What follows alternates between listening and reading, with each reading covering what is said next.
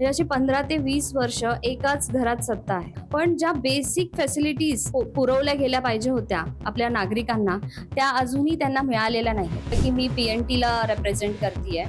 PNT एक 20 वर्ष झाली एकाच कडे सत्ता आहे. पण ज्या बेसिक फॅसिलिटीज पुरवल्या गेल्या पाहिजे होत्या आपल्या नागरिकांना, त्या अजूनही त्यांना मिळालेल्या नाहीत. इलेक्शन्स डिक्लेअर झाल्यानंतर गटारांची कामं चालू आहेत आमच्या प्रभागात. तर ते काय आहे की लोकांची मनं वळवण्यासाठी हे केलं जातं. एवढी वर्ष जे झोपलेले होते ते आता लोकांना इम्प्रेस करण्यासाठी कामं चालू केली आहेत त्यांनी. रस्त्यांची रुंदीकरण नाहीये, इल्लीगल बांधकामं आहेत, इल्लीगल हॉकर्स आहेत, इव्हन ट्रॅफिक जमा होते, लोकांना चालायला जागा नाही आहे, इव्हन पाण्याची समस्या आहे. माझ्या मते तिथे लोकांना 24 तास पाणी, काय इलेक्ट्रिसिटी पण मिळत नसावी. 20 वर्ष फक्त लोकांना त्रास द्यायचं काम केलेलं आहे. म्हणजे स्टॅम्प पेपरवर 100 रुपयाच्या लिहून घ्यायचं, व्याजाने पैसे द्यायचे आणि तो व्याजाने पैसे देऊन तो पूर्ण बुडेपर्यंत, म्हणजे घरातला पंखा काढून नेण्यापर्यंतचा छल आयरे गावातल्या जनतेचा झालेला आहे. 30 वर्षाच्या इतिहासात एक रस्ता कंप्लीट नाही झाला आणि 5 वर्षाच्या टर्म मध्ये आम्ही 10 रस्ते करून दाखवले. जाणून बुजून जर वाटलं की एखादा माणूस आमच्याकडे तक्रार घेऊन येत नाही तर मुद्दाम तिथली स्ट्रीट लाईट बंद करायची आणि मग लोक तिथली जेव्हा फोन करतील की साहेब इथली स्ट्रीट लाईट बंद आहे, तेव्हा मग 4 यांचे कार्यकर्ते जाऊन तिथे उभे राहतील हे सांगतील आमच्या साहेबांनी स्ट्रीट लाईट चालू केली, आता ग्रुपमध्ये धन्यवादचा मेसेज पाठवा आणि तो मेसेज वाचून स्वतःची वाहवा करून घ्यायची. तर ही जी पद्धत आहे ही तुकाराम नगर मध्ये गेल्या 30 वर्ष सुरू आहे. KDMC निवडणुकीचा प्रचार आता शेवटच्या टप्प्यात येऊन पोहोचलेला आहे. भाजपा आणि शिवसेना हे दोन्ही पक्ष या ठिकाणी युतीमध्ये निवडणूक लढत आहेत. असं असलं तरी पॅनल क्रमांक 29 मध्ये या दोन्ही पक्षाचे उमेदवार एकमेकांच्या विरोधात उभे ठाकलेले आहेत. त्यामुळे पॅनल क्रमांक 29 हा विशेष चर्चेचा विषय ठरलेला आहे. तसेच या प्रभागात नेमकं बाजी कोण मारणार याकडे दोन्ही पक्षांच्या वरिष्ठांचं लक्ष लागलेलं आहे. आता आपण पॅनल क्रमांक 29 मधील कविता मिलिंद म्हात्रे, आर्या ओमनाथ नाटेकर, मंदार टावरे आणि अलका पप्पू म्हात्रे हे भाजपकडून अधिकृतरित्या निवडणुकीच्या रिंगणात उभे आहेत. आता आपण त्यांच्याशी बातचीत करणार आहोत. नमस्कार, MHA-MTV मध्ये आपल्या सगळ्यांचं स्वागत. मी जान्हवी मोरे. नमस्कार, मी ॲडव्होकेट कविता मिलिंद म्हात्रे. गेल्या महिनाभर मी माझ्या प्रभागात फिरत आहे. पहिले तर मला सांगावंसं वाटतं की हा क्षेत्र माझ्यासाठी खूप नवीन आहे पण ओळखीचा आहे. पण मी जेव्हा या क्षेत्रात सगळ्यांशी भेटतीये, सगळ्यांशी वार्तालाप चालू आहे माझं, तर मला एक लक्षात आलं की जे आपल्या प्रभागातली लोक आहेत त्यांना खूप प्रॉब्लेम्स आहेत, बेसिक प्रॉब्लेम्स आहेत. मी PNTला बिलॉंग करते. प्रभाग क्रमांक 29A हा मी रिप्रेझेंट करतीये. पण आमच्या प्रभागात कसं आहे, PNT जेव्हा चौकात जातो आपण, ते तुम्ही तिथे चौकात गेल्यानंतर असं वाटतं की तो खूप चांगला प्रभाग आहे, वेल डेव्हलप्ड वाटतं. पण जसं तुम्ही त्याच्या आतमध्ये जाल, तिथे आतमध्ये अशा बिल्डिंग्स आहेत की तिथे लोकांना खूप प्रॉब्लेम्स आहेत. मेन तर पाण्याचा प्रॉब्लेम आहे. पाणी तिथे येतच नाही. टँकरनी पाणी पुरवला जातोय. 7-7 माळ्याच्या टॉवर्स आहेत, पण त्यांना पाणी येत नाहीये, नियमित म्हणजे येतच नाहीये. आधी त्यांना पाणी येत होतं, पण काही राजकीय तिथे बोलतात ना, राजकारणामुळे तिथलं पाण्याचे खूप इश्यूज आहेत. ते बॉर्डरवर त्यांच्या बिल्डिंग्स असल्यामुळे ह्या नगरसेवककडे आल्यावर ते सांगतायत की आम्ही तुमचे नगरसेवक नाहीयेत, तुम्ही दुसऱ्या प्रभागात जा. अशा प्रकारे त्या लोकांना कोणी सपोर्ट करत नाहीयेत. आणि अजून मला एक अनुभव आला की लोक बघतायत, परिवर्तन बघतायत. आम्ही जेव्हा त्यांना भेटतो तर ते आमच्याकडे एक सुशिक्षित उमेदवार म्हणून बघतायत. त्यांचं असं म्हणणं आहे की येस, आम्हाला एक चेंज हवा होता, एक सुशिक्षित उमेदवार हवा होता, ते भाजपाने आम्हाला मिळवून दिलेला आहे. अशा प्रकारे खूप प्रेमाने पण आमच्याशी बोललं जातंय. आमचं एक वॉर्म वेलकम होतंय. असा एक छान अनुभव येतोय मला. माझा पुढचा प्रश्न आहे तो आर्या ताईंना आहे. तुम्ही देखील पहिल्यांदाच ही निवडणूक लढत आहात, तर कशा प्रकारचा अनुभव येत आहे तुम्हाला? नमस्कार, मी आर्या ओमनाथ नाटेकर. मी प्रभाग क्रमांक 29B मधनं उभी आहे. तर माझा विचाराल तर हा माझा पहिलाच अनुभव आहे. जवळजवळ कॉर्पोरेट सेक्टरचा माझा 15 वर्षाचा अनुभव आहे. माझं ऑटोमोबाईल इंजिनिअरिंग झालेलं आहे. मी मर्सिडीज बेन्झमध्ये जनरल मॅनेजर या पदावर होते. मला विचाराल तर जसं कविता ताईंनी सांगितलं तर आमचं डेफिनेटली जे वेलकम होतं आहे ते वॉर्मली केलं जात आहे. लोकांनाही असेच उमेदवार हवे आहेत की जे वेल एज्युकेटेड आहेत, जेणेकरून पुढची पिढी तिला पण आपल्याला व्यवस्थित गायडन्स करता येईल. अँड डेव्हलपमेंट जी आहे ती education, if education means then only development takes place. माझा पुढचा प्रश्न आहे तो मंदार टावरे सरांना आहे. सर, आपण पाहिलं तर या प्रभागामध्ये भाजप आणि शिवसेना या दोन्ही पक्षाचे उमेदवार इथे निवडणुकीसाठी एकमेकांच्या समोर उभे आहेत. तसं बघितलं तर महापालिकेमध्ये शिवसेना आणि भाजप ही निवडणूक युतीमध्ये लढत आहे, पण हा एकमेव असा पॅनल आहे की इथे दोन्ही पक्षाचे उमेदवार अधिकृतरित्या या निवडणुकीला सामोरे जात आहेत. तर काय सांगाल याविषयी? नमस्कार. खर तर याला आपण मैत्रीपूर्वक लढत म्हणणं चुकीचं होईल. की मैत्री कधी असते जेव्हा दोन पक्षातनं निष्ठावंत कार्यकर्ते उभे असतात आणि एकांविरुद्ध पक्षाची विचारधारा घेऊन पुढे जात असतात, ते आपण बोलू शकतो मैत्रीपूर्वक लढत आहे. इथे निष्ठेचा आणि मैत्रीचा काही संबंधच नाहीये. कारण की निष्ठा कधी असते जेव्हा एक माणूस गेल्या 20-25 वर्ष एखाद्या पक्षाचा काम करत असेल तर दर इलेक्शनला जो माणूस पक्ष बदलतो त्याचा निष्ठेशी काही संबंध नसतो. आणि जर तो एखाद्या पक्षात गेलाय आणि तो 3 तिकिटांची कमिटमेंट घेऊन गेलाय तरी मैत्रीपूर्वक लढत होत नाही. हे जाणून बुजून केलेला एक प्रकार आहे. आणि ऑलरेडी आम्ही जेव्हा तिथे फॉर्म सबमिट करायला गेलो तेव्हा बघितलं की ते महायुती असताना 4 एबी फॉर्म घेऊन तिथे पोहोचलेले होते. आमच्या पक्षाला आम्ही इन्फॉर्म केलं आमच्या जिल्हा अध्यक्षांना की समोरचा मित्र पक्ष हे 4 एबी फॉर्म घेऊन आलेला आहे, काय करायचं. जेव्हा आमच्या जिल्हा अध्यक्षांनी आमच्या 2 अधिकृत उमेदवारांना देखील एबी फॉर्म देऊन टाकले आणि ही भाजप विरुद्ध शिवसेनेची लढाई झाली. फॉर्म मागे घ्यायच्या दिवशी 2 दिवस नॉट रिचेबल राहिले, फोन बंद ठेवला. म्हणजे ते पक्षाचा आदेश देखील पाळत नाही. त्यांना पक्षाची शिस्तीशी काय घेणं देणं नाही. फक्त मी आणि माझा कुटुंब.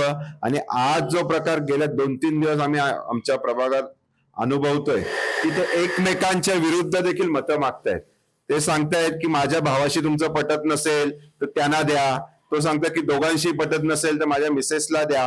काल त्यांच्या घरात मारामारी पण झाली याच्या विषयावरनं की एकमेकांच्या विरुद्ध मतं मागतायत. ते एकमेकांना आता समजलंय, त्यामुळे प्रचार एकत्र त्यांचा होत नाहीये. आणि भारतीय जनता पार्टीच्या उमेदवारांना जो प्रतिसाद लोकांकडनं मिळत आहे ते बघून ऑलमोस्ट त्यांनी निवडणुकीतनं माघार घेतलेली आहे.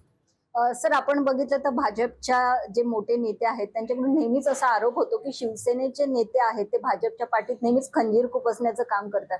तर या निमित्ताने तुम्हाला तो अनुभव आलाय का? बघा,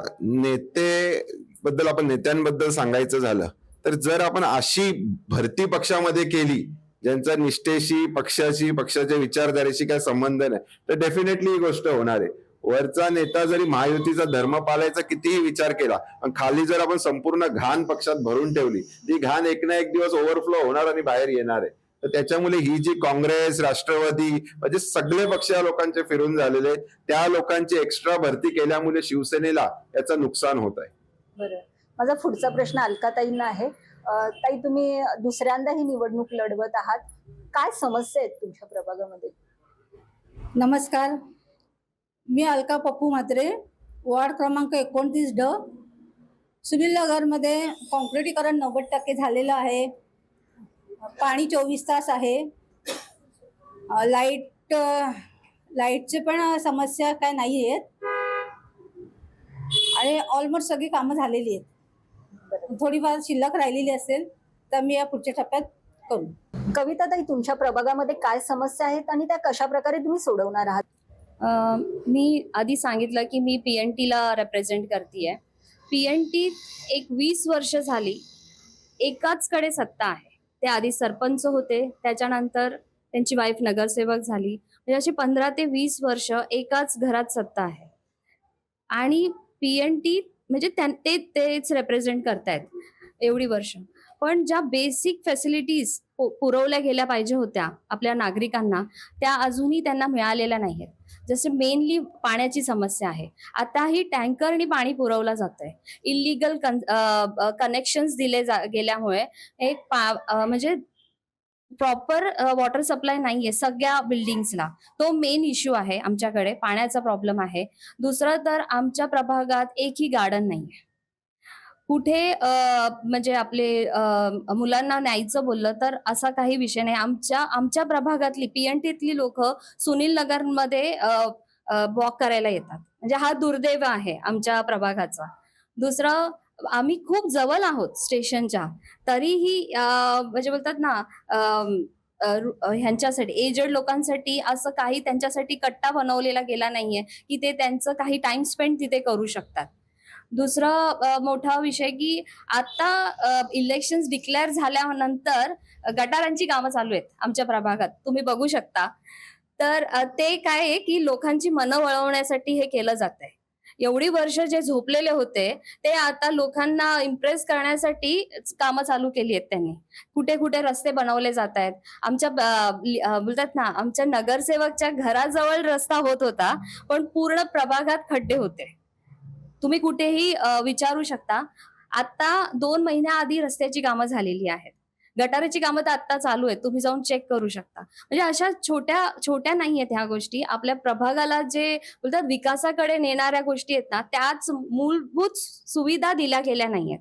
आणि मला असं म्हणायचंय, पक्षाने, आमच्या भाजपाने जर आम्हाला एक उमेदवारी देऊन विश्वास दाखवलेला आहे आणि त्यांनी मेनली आपल्या प्रभागात 4ही उमेदवार आपल्याला क्वालिफाईड दिलेले आहेत.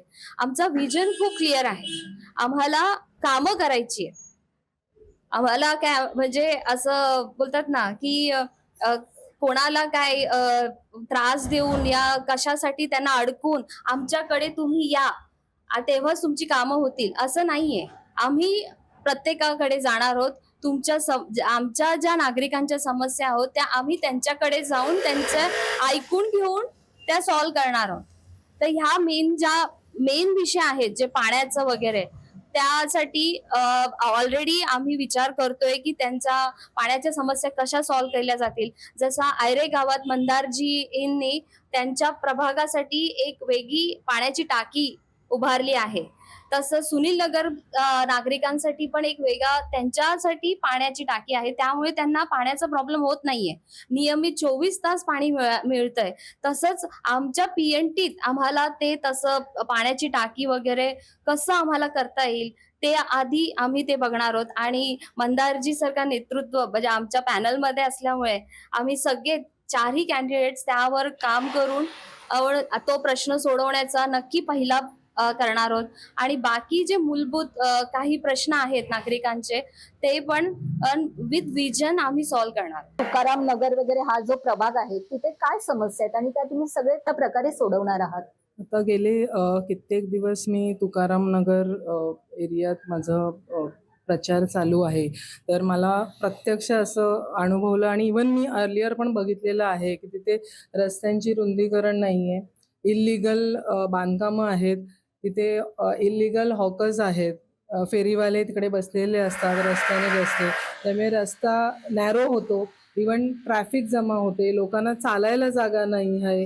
तिकडे इवन गटारी आहेत ते सगळे लॉक्ड. मला वाटत नाही की त्या गटारांचे कधी क्लिनिंग वगैरे केलं असावं. ते लॉक्ड होतात. तिथे पाणी लॉगिंग होतं आहे पावसाळ्यात.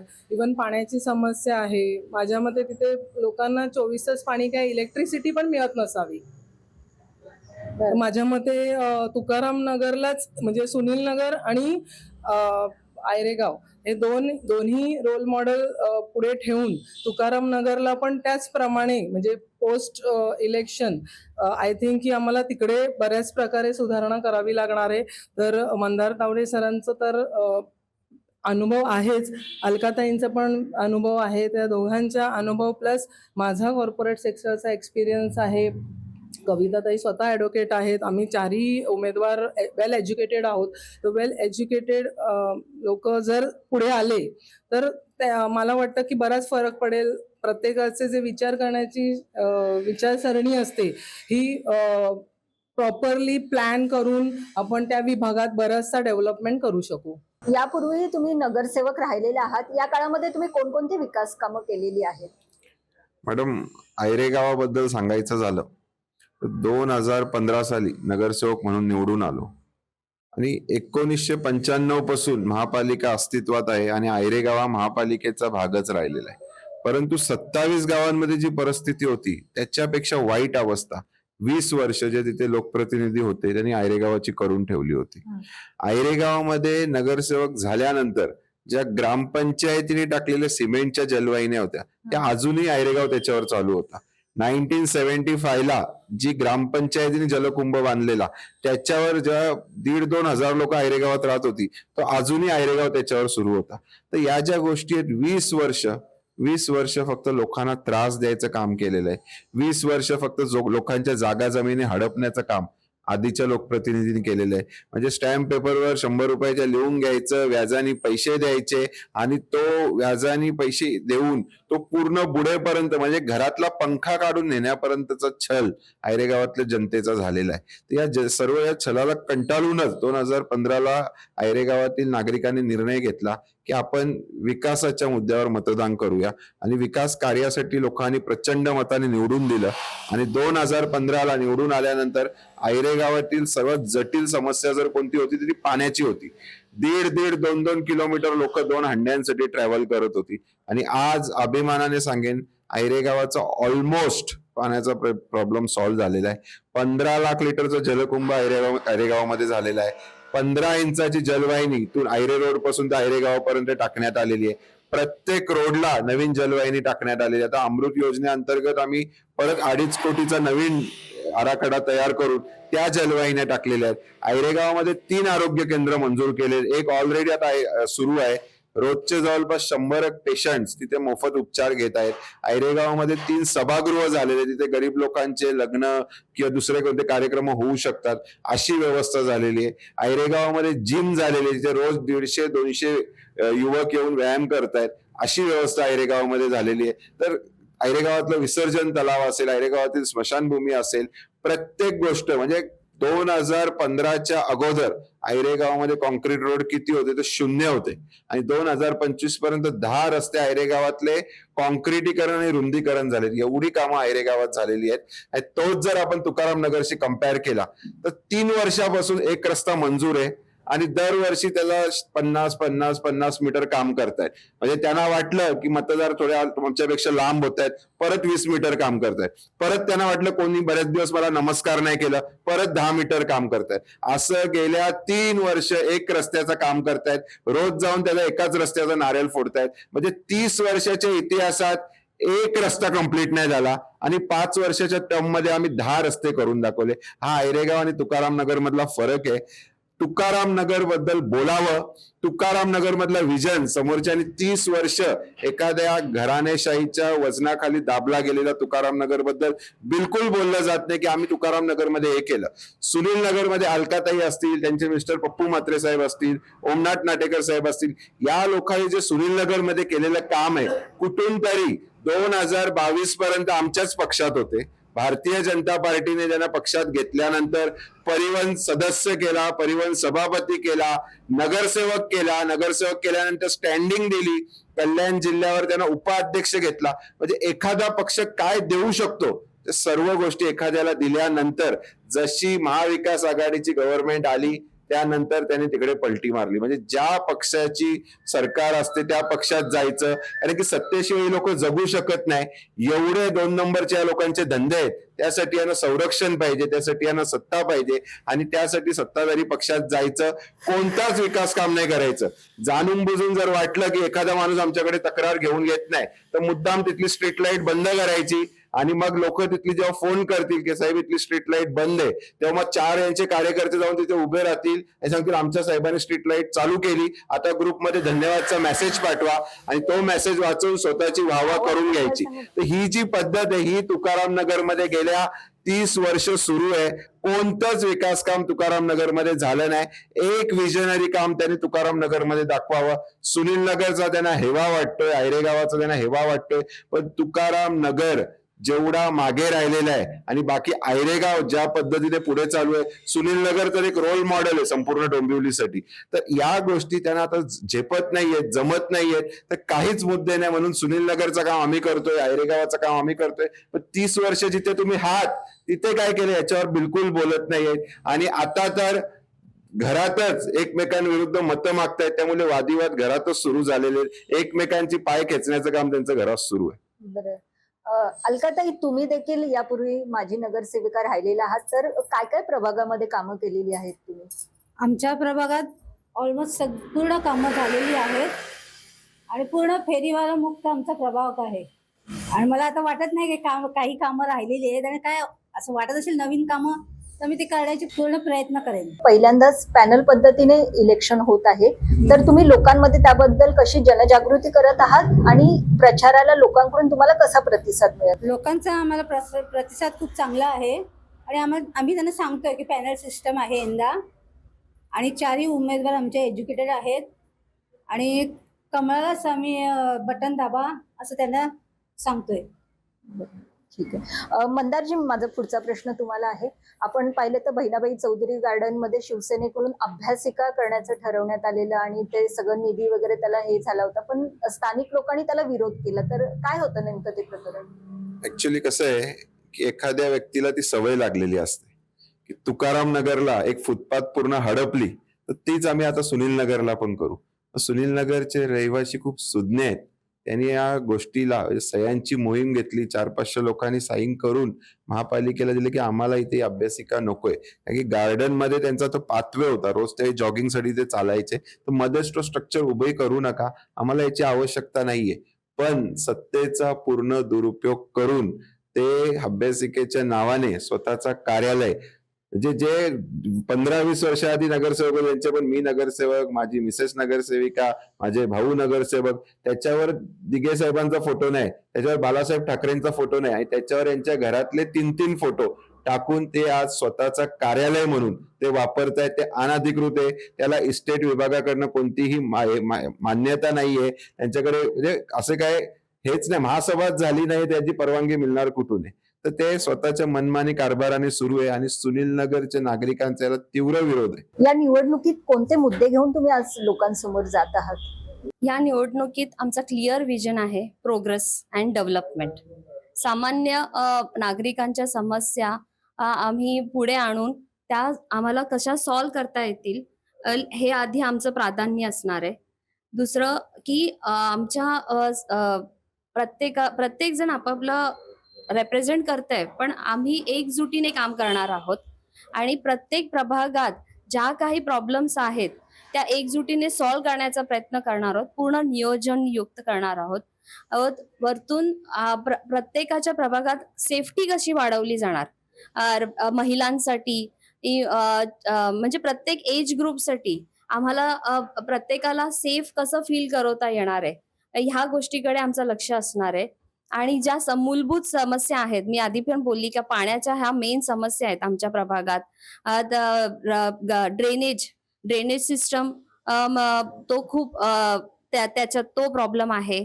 वरतून रस्त्यांचे प्रॉब्लेम्स आहेत, इलिगल कन्स्ट्रक्शन्स, इलिगल बोलतात ना पाण्याचे कनेक्शन्स, ह्या सगळ्या गोष्टी खूप इम्पॉर्टंट आहेत. त्याच्याकडे आधी आमचं म्हणजे त्या सॉल्व्ह करण्याचा पहिला प्रेफरन्स असणार आहे.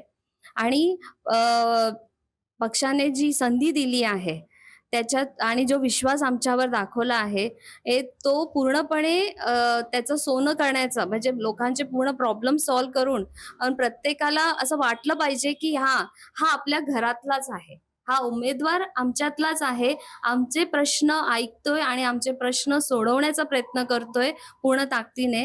हाच एक विजन आहे. विजन क्लिअर आहे, प्रोग्रेस अँड डेव्हलपमेंट. मला जर विचाराल, जसं कविताताईंनी सांगितलं की विजन सगळ्यांचं एकच आहे, सेफ्टी अँड डेव्हलपमेंट, विकास हा मुद्दा आहे.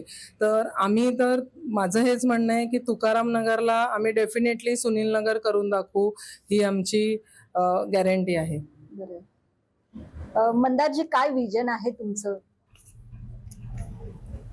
सर्वप्रथम जो 15 लाख लिटरचा जलकुंभ बांधून झालेला आहे त्याच्या ट्रायल्स देखील सुरू झालेल्या आहेत आणि तो 8 मार्चला महिला दिनानिमित्त आम्ही सुरू करणार आहोत. ऐरेगावमध्ये संप मंजूर झालेला आहे, म्हणजे 24 आवर्स संपमध्ये पाणी पडत राहणार. तो संपचा आराखडा तयार आहे, त्याचं काम आम्हाला सुरू करायचं आहे. रेल्वे अंडरपास जो एक विषय आहे त्याच्यासाठी आमच्या रेल्वे मिनिस्टरने माननीय आमचे चव्हाण साहेबांनी याचा पाठपुरावा करून त्याच्यासाठी निधी उपलब्ध करून दिलेली आहे. तर रेल्वेकडे त्याचा पाठपुरावा करून या वर्षभरात तो रेल्वे टनल आम्हाला करून घ्यायचा आहे. रिंग रोड जो दुर्गाडीकडनं मोठ्या गावाकडनं आयरे गावाच्या दिशेने जाणार आहे, तर आयरे गावाला रिंग रोडशी कनेक्ट करण्याचा विषय तो आम्हाला एक मार्गी लावायचा आहे. बाकी कोपर स्टेशनला लिफ्ट असेल, एस्केलेटर्स असेल, या बरेचसे विषय. तर पूर्ण विजन कसं आहे, माणूस समोर आला की आम्हाला त्याची समस्या माहिती असते. तर त्याच्यामुळे आम्हाला आयरे गावामध्ये काय करायचंय हे 100% आमचं विजन क्लिअर आहे.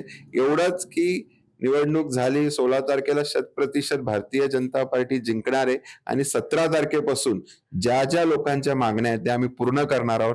प्लस ऍडिशनल तुकाराम नगरमध्ये जिथे स्वामी विवेकानंद शाळा आहे तिथे आम्ही स्वामी विवेकानंदचं स्मारक तिथे त्या चौकात जो त्यांनी स्वतःच्या घरच्या नावाने करण्याचा प्रयत्न केला तिथे आम्ही त्यांचं स्मारक करणार. तुकाराम नगरच्या एंट्रीला तुकाराम महाराजांच्या नावाने कमान करणार आणि जिथे पुढे गेल्यावर नदी असते तुकाराम नगरला पावसाळ्यात, आयरे गावात वगैरे नदी वाहत नाही पण तुकाराम नगरला एक नदी वाहत असते. त्या नदीमध्ये पूर्ण म्हणजे कनेक्टिव्हिटी तुटते, एवढा पाणी त्या रोडवर साचतो. तर ड्रेनेजची सिस्टम तिथली इम्प्रूव्ह करणार.